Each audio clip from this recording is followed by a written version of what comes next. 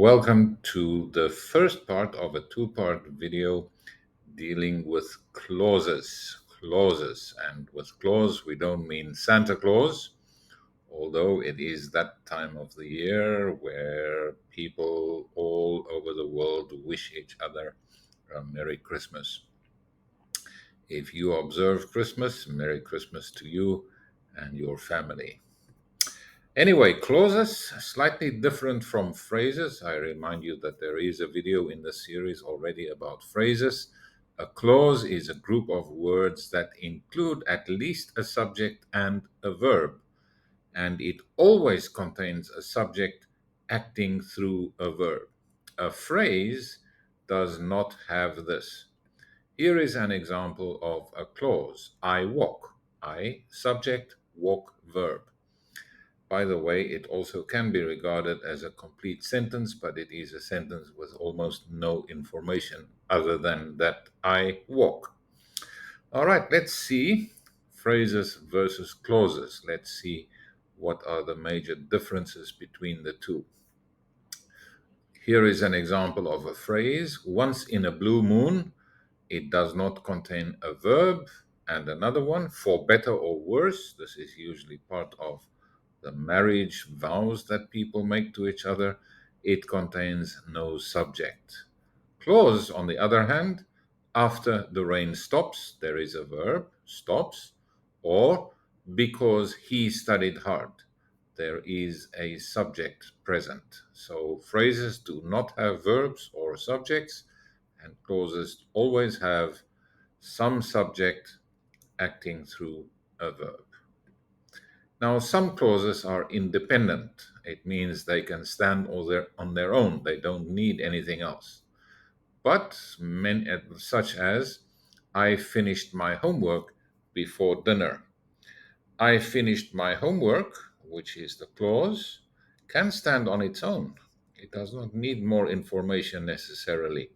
If I just had the phrase, I do beg your pardon, if I had the clause, I finished my homework by itself, you would understand what it means. However, the full sentence, I finished my homework before dinner, gives us more information.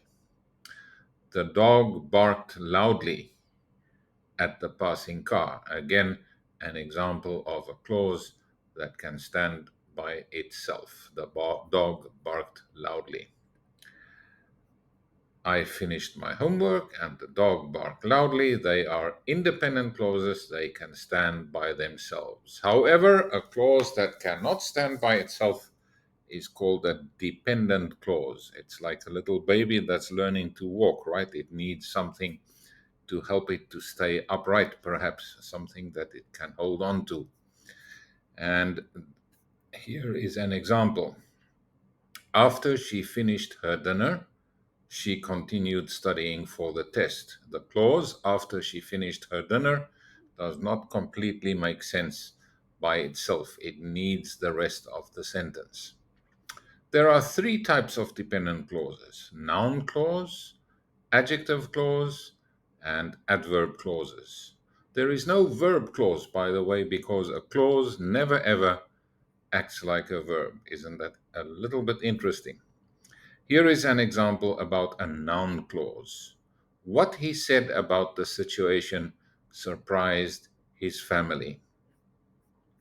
Here is an example of an adjective clause.